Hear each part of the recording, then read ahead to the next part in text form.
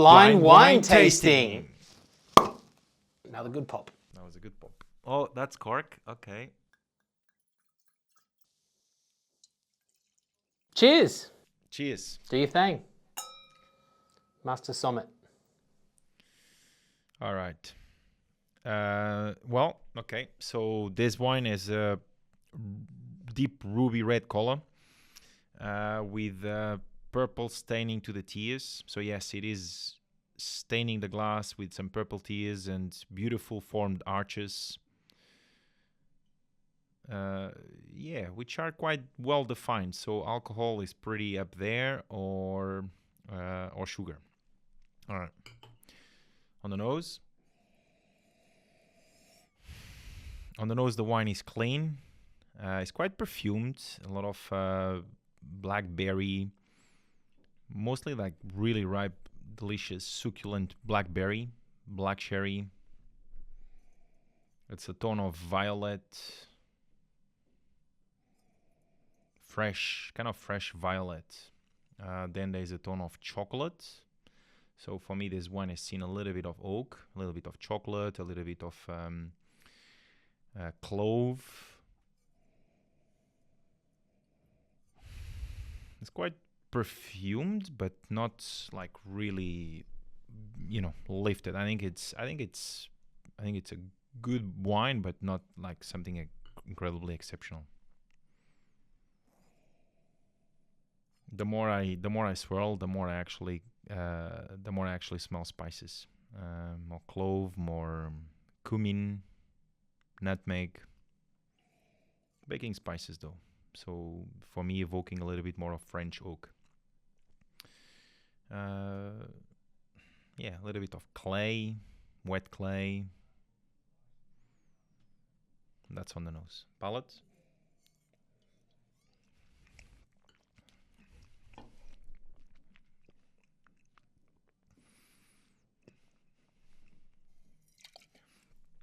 Palate is fruity. It's lifted as well. Acidity is medium plus. There's a nice freshness to it.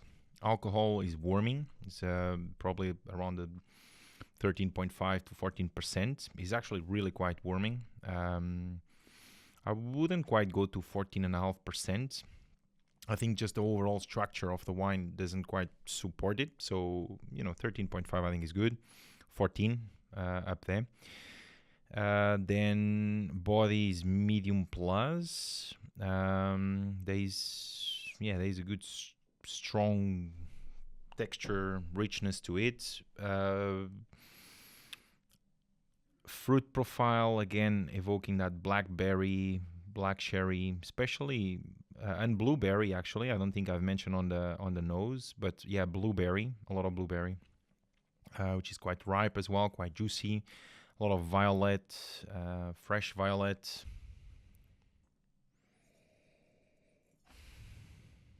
A little bit of chocolate, black chocolate.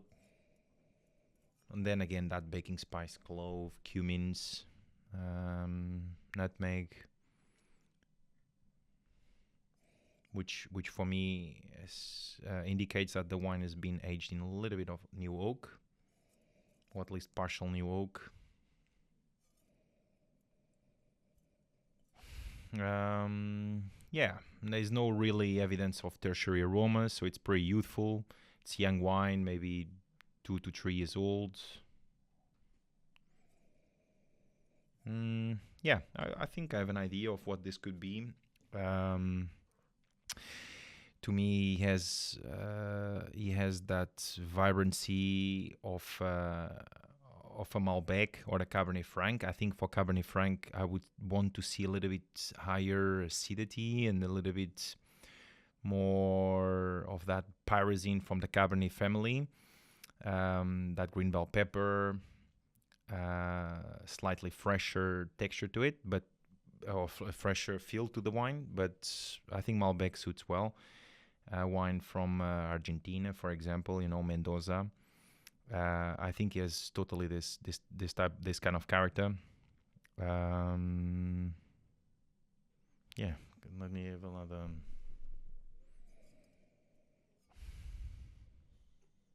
Alcohol is pretty high though. This could also be. Wait a second. I mean, it's pretty dark. I think for Grenache, it's quite strange, but alcohol is pretty high there, and the fruits. Yeah, the fruit is interesting.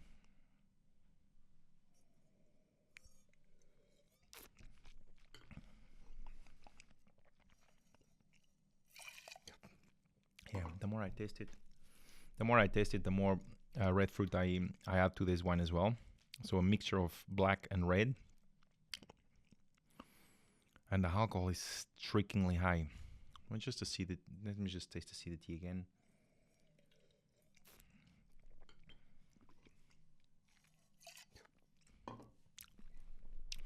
Interesting.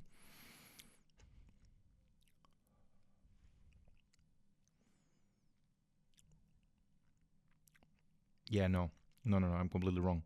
Forget about Malbec. Malbec would be darker, deeper. I was led by the tears, but it's not deep purple as I was thinking. And the alcohol is way too high, and there's way too many red fruit for Malbec. Totally wrong direction. I'm a little bit out of practice, but I will take this totally different direction. I'll take this to Grenache. Grenache, South Australia. It's not old world where there's more of that herbal, more garrigue, that dried herbs from just the bush. This is quite lifted. But yeah, it's okay. I think it's okay. I think it's South Australian Grenache. You want to get more specific? It's in Barossa, McLaren Vale, Eden, Clare. Yeah, all those are typical great producers, great regions for Grenache. McLaren, Barossa, they're all coming up really, really solidly. I mean, let's go. I think there's a certain freshness to it. McLaren Vale. And vintage? Pinpoint. It's youngish. It's not 1 year, but maybe 2-3 years old. So are we 25? So maybe 23. All right. Reveal. Yeah.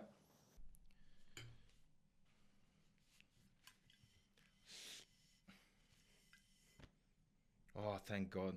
Old vine. Whew. Thank God. Well done, brother. Oh my God, Read it out.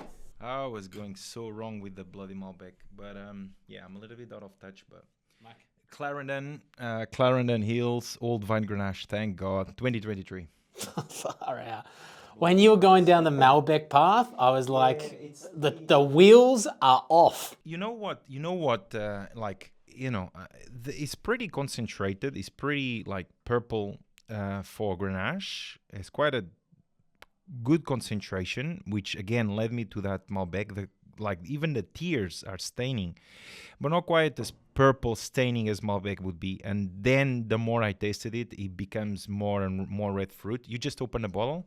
You just open it. Just popped it. Yeah, I think with more aeration, it starts revealing more red fruits, and that's away from Malbec. So yeah, and then the alcohol is so high, acidity is not that high. I did say medium plus, but I will take that back as well, because when I tasted it again, it became more medium and then more red fruited, and the alcohol is high. So that's totally Grenache.